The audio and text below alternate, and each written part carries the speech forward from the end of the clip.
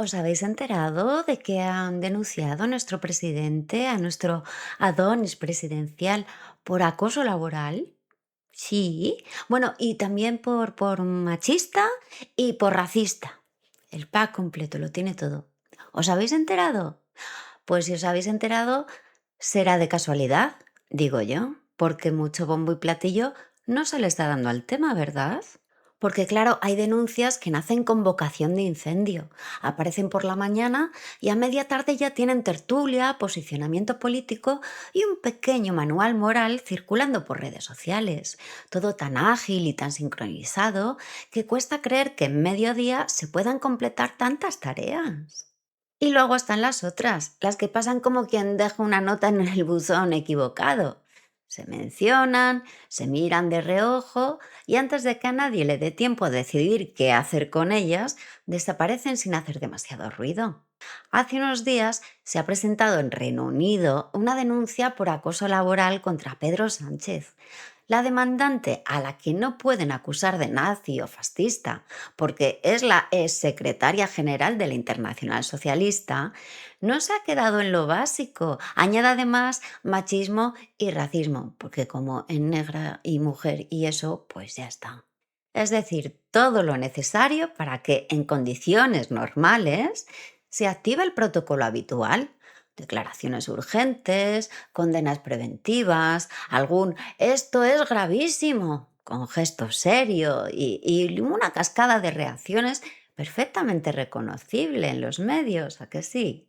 Pero no, oye, que esta vez, pues no, no. Esta vez lo que ha llegado es otra cosa, un silencio bastante bien organizado que nadie parece tener especial prisa por romper. Ni One Belarra, ni Cristina Fallarás, ni todo ese ecosistema feminista que en otras ocasiones funciona como un reflejo automático, pues ha considerado oportuno intervenir. Es que ni siquiera ese habrá que ver que sirve para estar sin estar. Nada oye que no. Y eso, más que llamativo, es revelador. Durante años y a partir del movimiento Me Too, se nos explicó que el problema eran los hombres poderosos, que ahí estaba el foco, que cuando una mujer señalaba a uno de ellos, la duda no era prudencia, sino una forma de complicidad, que la presunción de inocencia podía ser muy garantista en abstracto, pero que en la práctica se quedaba corta ante determinadas situaciones. Se convirtió en un marco mental bastante cómodo. Hombres con poder, mujeres señalando y una sociedad obligada a reaccionar con rapidez, sin demasiadas preguntas incómodas. Hasta que resulta que el señalado no es un cantante ni un expresidente que falleció hace décadas, sino un diputado socialista o, ¿para qué quieres más? El mismísimo Pedro Sánchez, el hombre más poderoso de España, el presidente del gobierno. Y entonces, de repente, todo ese esquema empieza a comportarse de una manera bastante extraña. Porque si la teoría era correcta, si el problema era el poder, cabría esperar que aquí, con el hombre más poderoso de España, el mecanismo funcionara con más intensidad, más urgencia. Este sería el caso perfecto para demostrarlo. Pero no ocurre nada de eso. Ocurre lo contrario, silencio. Un silencio que no se explica de ninguna manera como casual o improvisado. Eso obliga a replantear la pregunta. Si no se trata de hombres poderosos, ¿de qué se trata? Realidad, pues que no iba de hombres, ni siquiera de feminismo, porque tampoco va de mujeres. Va de otorgarse el poder de santificar o condenar a quien convenga en la plaza del pueblo como en la Edad Media. Y a eso lo llaman progresismo. Sí, porque el mecanismo lo conocemos de sobra. Lo hemos visto funcionar con bastante precisión en otros casos recientes. El de Rubiales, el de Julio Iglesias, por ejemplo, circuló durante semanas con una ligereza notable, con la idea de que aquello exigía consecuencias inmediatas. Con Adolfo Suárez, pues el listón tampoco se quedó corto. Es que hemos llegado a ver que en España ya no se debate sobre el presente, sino que se reescribe el pasado como quien edita una foto vieja con filtros nuevos. Vamos a acordarnos del escándalo de la denuncia al DAO de la policía por una supuesta violación a una mujer del cuerpo. Puesto a dedo en ese cargo por Marlaska, ministro del Interior. ¿Habéis escuchado una palabra más alta que otra por parte de Yone Belarra, Irene Montero, Yolanda Díaz o cualquiera de estos partidos que dicen que son los más feministas del mundo? No, porque estos son de llevarse más las manos a la cabeza por cosas que, supuestamente, pasaron hace 30 años y que dejan el barro en otro lado, no bajo sus pies, claro. Pues lo hemos visto con Adolfo Suárez y con Julio Iglesias, solo que con estos dos últimos han medido mal, bastante mal. La causa contra Adolfo Suárez acabó siendo archivada. Te dirán que se archivó porque los jueces son machistas, porque la ley es machista, pero fue archivada por algo mucho más sencillo. El delito ha prescrito y algo mucho más obvio. El acusado está muerto. Pero es que llevar más de una década enterrado, por lo visto, no es suficiente como para librarse de una purga moral póstuma. La encargada de agitar el féretro fue Ione Belarra, que decidió que el expresidente no merece que su nombre figure en el aeropuerto de Barajas porque una mujer le denunció por supuestos abusos ocurridos hace más de 40 años. Y lo denuncia ahora, no cuando sucedieron los hechos, ni siquiera cuando Suárez estaba vivo y podía defenderse, o cuando pusieron su nombre al aeropuerto. No, no, ahora. Y no te hagas preguntas de por qué ahora, porque te dicen que es cuando estaba preparada. Casualmente se encontraba preparada cuando el denunciado no puede hablar, no puede negar, no puede explicar ni puede acudir a un juzgado. Muerto, callado y convertido en estatua. El acusado perfecto. La denuncia existe, sí. Y como existe, Belarra se lanzó a exigir la retirada de todos los reconocimientos institucionales como si fuera jueza, fiscal y verdugo en una misma persona, sin instrucción, sin sentencia y sin el más mínimo pudor. Porque aquí ya no hace falta que un tribunal determine nada. Basta con una acusación tardía y con que la haga alguien útil para el relato. Belarra no pidió prudencia, no pidió investigación histórica, ni siquiera respeto a la presunción de inocencia, ese concepto tan antipático cuando estorba el relato. Pidió retirar nombres, borrar símbolos y reescribir homenajes, como si la historia fuera una pizarra que se puede limpiar cada legislatura según el humor del ministerio de turno. Hoy Suárez, mañana cualquiera. Todo ello amplificado, como no, por Diario Red, ese experimento mediático que no informa, sino que ajusta cuentas. Las cuentas que le interesan a Pablo Iglesias y que funciona más como brazo emocional que como medio. No se contextualiza, no se contrasta y no se explica que la vía penal estaba cerrada. Se señala, se condena y se exige castigo simbólico inmediato. Mira que la justicia lenta es mala, pero la justicia inexistente, al parecer, pues es mejor. Para entender hasta qué punto se ha renunciado al contraste más elemental, basta con leer con calma uno de los fragmentos que Diario Red entrecomilló como testimonio literal de la denunciante. Según ese editorial, en su primer encuentro con Adolfo Suárez, el entonces presidente del gobierno, se interesó por sus estudios, por sus padres, le habló de su futuro político. Y dicen así: la denunciante en su testimonio narra su primer encuentro. Comillas. Se interesó por mí y mis estudios, me preguntó sobre mis padres, a qué se dedicaban. También me aconsejó que para ser política podía estudiar lo que yo quisiera, pero tener una buena formación jurídica ayudaba. Me hizo muchas promesas, que él me iba a ayudar, que iba a seguir mis pasos y yo en ese momento me lo creí. Ese día me contó que tanto él como el rey Juan Carlos sabían de antemano que se iba a dar el golpe del 23F y que por el tiempo que tardaron las tropas en llegar a las Cortes desde que se suponía que habían salido de Valencia, sabían que el golpe había fracasado y por eso se quedó tan tranquilo sentado en su escaño. Decía que no tenía mérito alguno. Conviene detenerse un segundo aquí, ¿eh? No para juzgar a la denunciante, sino para aplicar algo tan antiguo como el sentido común. Estamos hablando de un presidente del gobierno que, según este relato, le revela a una adolescente a la que acaba de conocer supuestos secretos de Estado sobre el mayor intento de golpe militar de la democracia española. Sin intermediarios, sin contexto, como quien comenta el tiempo o recomienda una carrera universitaria. Un medio que se toma en serio su trabajo no puede reproducir un relato así sin hacerse una pregunta básica.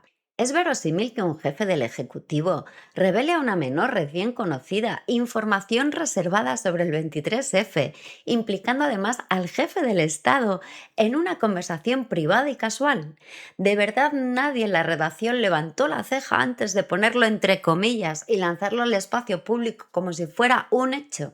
Ese es el problema de fondo, no la denuncia, sino disfrazar de periodismo algo que se renuncia a contrastar, a contextualizar y a aplicar un mínimo filtro de plausibilidad cuando el relato encaja demasiado bien con la condena que ya se ha decidido imponer. Porque cuando ni siquiera se cuestiona lo inverosímil, lo que se está haciendo no es informar, es amplificar. Cuando los medios lanzan una acusación sin cerrar el círculo del contraste, el vacío no se queda vacío, se llena. Y a veces lo llenan personas que dicen saber de lo que hablan. En los días posteriores a la publicación del caso, apareció un texto en la web Arte de Prudencia, firmado por Antonio Quirós Casado, en el que el autor asegura conocer personalmente a la mujer que denuncia a Adolfo Suárez y afirma que se trata de la misma persona que años atrás habría denunciado falsamente a un tercero de su entorno. No lo presenta como una intuición ni como una sospecha, no, como un hecho que, según sostiene, quedó reflejado en informes psicológicos forenses incorporados a un procedimiento judicial anterior, en el que la denunciante habría sido desacreditada por los peritos nombrados por el juez. El artículo no se limita a contradecir el relato difundido por los medios, sino que explica por qué lo hace, porque, según el autor, ya existían antecedentes documentados que ponían en cuestión la fiabilidad del testimonio, antecedentes que habrían sido evaluados en sede judicial y que cualquiera que se hubiera tomado la molestia de contrastar mínimamente podría haber detectado antes de convertir la denuncia en un juicio moral público. No se trata aquí de dar por buena esa versión ni de sustituir una historia por otra. Ese no es el papel del periodismo ni el del ciudadano. El problema es anterior. El problema es que ese tipo de textos, con afirmaciones tan graves y tan concretas, aparecen precisamente porque el periodismo decidió no hacer su trabajo en el origen. Cuando una acusación se publica sin contraste suficiente, sin contexto y sin seguimiento, el terreno queda abonado para que relatos incompatibles compitan en el espacio público y entonces, bueno, pues créete lo que tú quieras, lo que mejor te encaje. Y claro, ahí es cuando el debate se convierte en un lodazal de versiones enfrentadas, informes citados a medias y acusaciones cruzadas, mientras los medios que abrieron la puerta miran hacia otro lado. No hay aclaración, no hay verificación y no hay responsabilidad. Solo un ruido que nunca debería haberse producido si alguien hubiera hecho las preguntas incómodas a tiempo. Y después de todo esto, ¿qué pasó? Pues nada, no hubo investigación judicial porque no podía haberla. No hubo contraste posterior, no hubo nuevas informaciones que añadieran contexto, matices o pruebas. Por supuesto, tampoco hubo rectificaciones ni seguimientos periodísticos de esos que se hacen cuando de verdad se quiere llegar al fondo de algo. El ruido fue intenso, breve y suficiente. Y después, silencio. Silencio de los medios que abrieron portadas y tertulias. Silencio de quienes pedían borrar nombres, retirar homenajes y reescribir la historia en tiempo real. Una vez cumplida la función simbólica de la denuncia, el asunto pues ya no interesa. Y no porque se haya aclarado nada, sino porque el objetivo ya está cumplido. Se había emitido un juicio y veredicto sobre una causa que se sabía de antemano que no podía ser juzgada. Este es uno de los rasgos más inquietantes del mecanismo. La acusación no se lanza para ser comprobada, sino para producir un efecto. Y cuando ese efecto se consigue, la verdad deja de ser relevante. No hay final del proceso porque nunca hubo proceso ni lo podía haber. Solo impacto, señalamiento y luego el abandono. Llegados a este punto, no puedo evitar hacerme una pregunta incómoda. ¿Qué pasaría si mañana mi madre, con 91 años, se planta en una comisaría para denunciar una agresión sexual ocurrida, según ella, hace 50 años y cuyo supuesto autor ya ha fallecido? Pongamos, por ejemplo, pues no sé, el abuelo de Yone Belarra o el abuelo de Pablo Iglesias. Sin pruebas materiales, sin posibilidad de contraste y sin defensa posible. ¿Qué deberíamos hacer entonces? Señalar públicamente a sus familiares, convertirlos en culpables morales retrospectivos, reescribir su historia en nombre de la coherencia moral. No es únicamente que tengamos derecho a hacernos preguntas incómodas, es que tenemos la obligación de hacérnoslas. ¿A qué juega una mujer que denuncia a su supuesto agresor cuando ya no existe vía legal ni posibilidad de contraste? ¿Qué se busca cuando se lanza una acusación así contra una figura histórica, muerta, famosa y simbólica? Porque resulta llamativo que estas denuncias tardías no aparezcan jamás contra el anónimo, el vecino o el jefe de la oficina, sino siempre contra personajes públicos con nombre grabado en placas y aeropuertos. Y aquí es donde conviene dejar de fingir sorpresa, porque lo de Suárez no es una rareza ni un desliz puntual, es un truco viejo, un mecanismo bastante reconocible y funciona siempre igual. Se elige a alguien simbólico, mejor si está muerto y no puede abrir la boca, se lanza una acusación imposible de comprobar, se monta el ruido mediático, aparecen los políticos exigiendo castigos inmediatos y se pide borrar nombres, placas, recuerdos. Y cuando ya se ha hecho el destrozo, el caso se abandona sin más. Aquí no ha pasado nada, circulen. Y por cierto, no aparece en cualquier momento. Porque el caso de Suárez aparece justo cuando empiezan a salir denuncias de acoso sexual dentro del propio PSOE, formuladas por mujeres del propio partido. Casos incómodos, con implicados vivos y con posibilidad real de investigación. De repente, el foco se mueve. Del presente al pasado, de los vivos a un muerto. De un problema que exige explicaciones a otro que no exige ninguna. No es casualidad, es práctico. Y aquí es donde el mecanismo da un paso más allá. Porque una vez aprendido con los muertos, pues se empieza a probar con los vivos, a ver qué pasa. Y el nombre ya no fue el de un expresidente enterrado hace más de una década, sino el de Julio Iglesias. De repente, el diario.es anuncia una investigación de 3 años. Tres, ¿eh? No 3 semanas, 3 meses, no, 3 años de trabajo periodístico para concluir que dos ex trabajadoras acusan al cantante de abusos ocurridos hace décadas en otro país. A las denunciantes se las presenta como mujeres vulnerables, se subraya su posición laboral y se construye un relato que invita poco a la duda y nada al contraste. Lo que no se explica con el mismo énfasis es otra información relevante para cualquiera que pretenda entender el contexto completo, que ambas tienen una exposición pública muy notable, que una de ellas mantiene perfiles activos en plataformas como OF y que, según se ha publicado posteriormente, habría ejercido incluso la profesión más antigua del mundo. Y no es un juicio moral, no es una descalificación personal, es contexto. Y el contexto importa, sobre todo cuando se construye un relato basado en la asimetría de poder y en la supuesta vulnerabilidad de los denunciantes. Ocultarlo no es proteger a nadie, es dirigir al lector. Lo siguiente, pues ya lo conocemos. Irene Montero, Yone Belarra, el feminismo de consigna y los medios afines reaccionan en bloque otra vez. Se da por hecho que el relato es sólido, que la investigación es incuestionable y que el acusado merece la condena pública inmediata. El mismo patrón que con Suárez. La diferencia es que Julio Iglesias no es una estatua ni un nombre grabado en una placa. Puede hablar. Y cuando habla, el castillo empieza a tambalearse. Y aquí es donde el invento empieza a chirriar. Porque Julio Iglesias no está muerto, está vivo. Y a diferencia de Suárez, puede hacer algo que estropea bastante el mecanismo. Responder.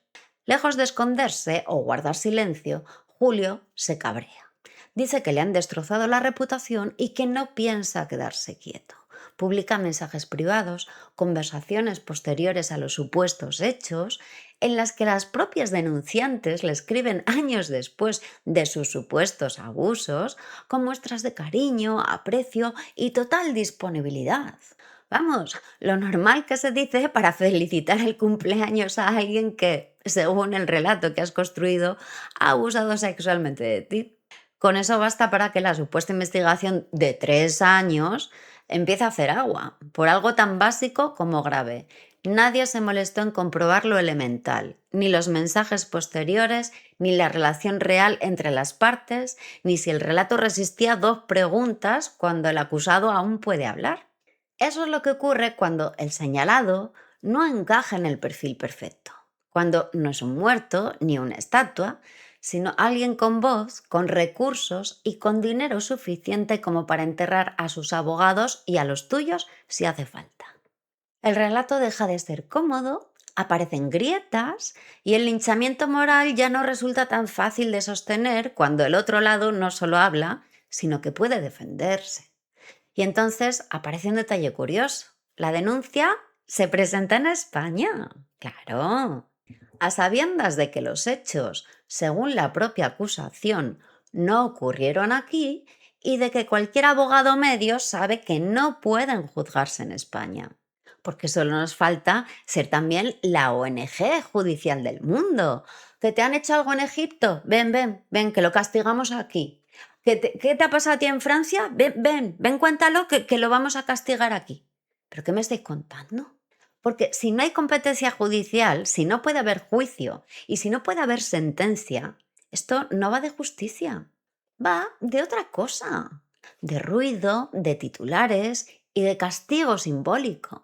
Va de montar el escándalo en el sitio donde más rédito político y mediático se puede sacar, no donde habría que probar nada.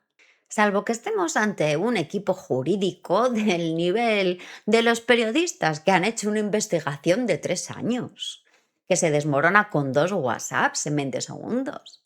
En ese caso, pues todo encaja. Pero si no es incompetencia, cuesta creerlo. Entonces la intención es bastante evidente. No se denuncia donde se puede juzgar, se denuncia donde se puede señalar, donde se puede manchar, donde se puede montar el linchamiento sin riesgo de que un juez estropee el relato. Y aquí hay algo que suele olvidarse cuando se juega a la demolición moral desde un plato. La reputación también tiene precio. Julio Iglesias no es solo una persona, es una marca. Vende discos, derechos, imagen, contratos. Y cuando alguien decide destrozar su nombre alegremente, no está haciendo un debate filosófico sobre feminismo ni un ejercicio de memoria histórica. Está tocando dinero, pasta, mucha pasta. Por eso Julio después no ha hablado solo de dignidad, de honor o de sentirse ofendido. Ha hablado de demandas, de responsabilidades, de indemnizaciones millonarias. Porque no vale lo mismo la reputación de tu portera que la de Julio Iglesias, por mucho que a algunos les moleste decirlo. Y cuando el linchamiento deja de ser simbólico y empieza a tener consecuencias económicas reales, el juego cambia. Y claro, visto lo visto, es que no puedo dejar de preguntarme si Ignacio Escolar duerme bien por las noches, si sueña tranquilo o si de vez en cuando se le aparece Julio Iglesias cerrándole el chiringuito que le montó papá y dejándole la cuenta a cero. Porque una cosa es señalar a un muerto y otra muy distinta es jugar a la demolición moral con alguien vivo, con abogados de verdad y con ganas de ir hasta el final. Y claro, ahora que los abogados de Julio Iglesias están dando la tabarra, pues oye, que al juez no le ha quedado más remedio que llamar a declarar a Ignacio Escolar y bueno, y a otros periodistas que... Porque claro, aquí no había causa. Entonces, ¿por qué habéis montado todo esto aquí? ¿Por qué habéis intentado arruinar mi reputación? Pues ahora se lo cuentas primero al juez y luego a mis abogados. Verás tú qué risa. Si basta una denuncia sin posibilidad real de prueba para borrar nombres, arruinar reputaciones y exigir castigos simbólicos, ¿qué queda entonces de la seguridad jurídica? Si el criterio es la acusación y no la sentencia, ¿quién decide cuándo alguien deja de ser aceptable? ¿Un partido? ¿Un medio? ¿Una ministra?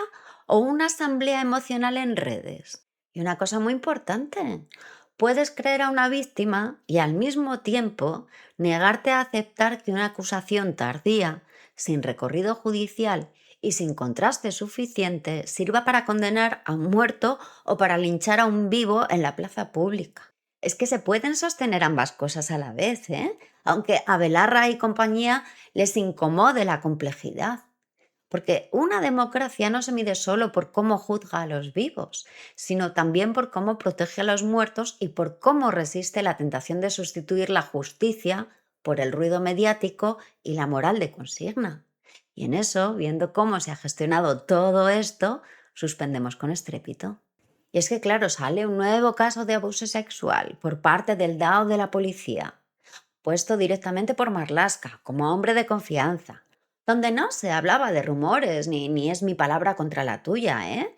Que se presentó una grabación de 40 minutos de los hechos, de la violación que afirma la demandante. ¿Dónde está el ruido feminista? ¿Dónde estaban entonces Ione Belarra, Irene Montero, Diario Red? ¿Y ahora con Sánchez? ¿Dónde estáis? Oye, denuncia por acoso laboral a una mujer negra, acosador, machista, racista y todas. Maravilloso. Con Suárez se pretendía eliminar su memoria e incluso su nombre del aeropuerto. Con Julio Iglesias, enterrarlo en vida como ser despreciable que no merece ni la duda. Y no hablemos ya de la presunción de inocencia. Y todo esto con causas que se sabía de antemano que no se podían juzgar y con relatos de las supuestas víctimas como única prueba. Pero cuando afecta a los socialistas directamente, con pruebas en vídeo y audio, con hechos del presente, una causa que sí puede y debe ser juzgada. Pretenden que nos quedemos tan tranquilos con que Marlaska diga que él no sabía nada y Sánchez ni abra la boca. Pues nada, oye, pues ya está, pues todos callados. Que si el ministro del Interior no sabía nada de lo que pasaba en las cúpulas policiales, pues lo que señala su incompetencia para el cargo, pues no pasa nada. Y si lo sabía, pues parece que tampoco pasa nada. ¿Eh? Y si Sánchez no dice esta boca es mía cuando le acusan de acoso laboral, de racismo y de machismo, pues no pasa nada. De Julio Iglesias pueden soltar lo más grande, ¿eh? Porque es que los hombres poderosos que abusan de las mujeres. Oye, pero del presidente, calladito, calladitos. No vaya a ser, no vaya a ser. Y si tenemos en los cargos de máxima responsabilidad, tanto policiales como de partido, a hombres que abusan y acosan a las mujeres que les rodean, como quien juega al pádel en su tiempo libre, pues tampoco pasa nada. Todos calladitos mientras esperamos para ver qué nueva víctima mediática encuentran para ser juzgada sin juicio y condenada sin condena. ¿Alguna idea? Hagan sus apuestas. Y por cierto, si todo esto os parece exagerado, pensad en algo que llevamos años viendo con total normalidad. Cómo se persigue, se reescribe y hasta se desentierra a Franco, que lleva muerto décadas. Cuando el poder empieza a juzgar muertos y condenar el pasado para darse legitimidad moral, la historia suele acabar en cosas bastante grotescas. Y mira, si os interesa ver un caso extremo de esto, os voy a dejar por aquí un vídeo donde os cuento la historia de cuando literalmente se juzgó a un cadáver. Literalmente, ¿eh? No es una metáfora. Os lo cuento en Archivo Martínez, que es mi canal de historias reales que parecen mentira. Si os gusta ese tipo de contenido, pues esta semana tengo la suscripción en oferta. Es gratis. Y los me gusta también son gratis. Allí, aquí, oye, todo gratis, todo oferta, todo oferta. Tú dale, dale, dale, que estamos que lo tiramos. Mira, por aquí te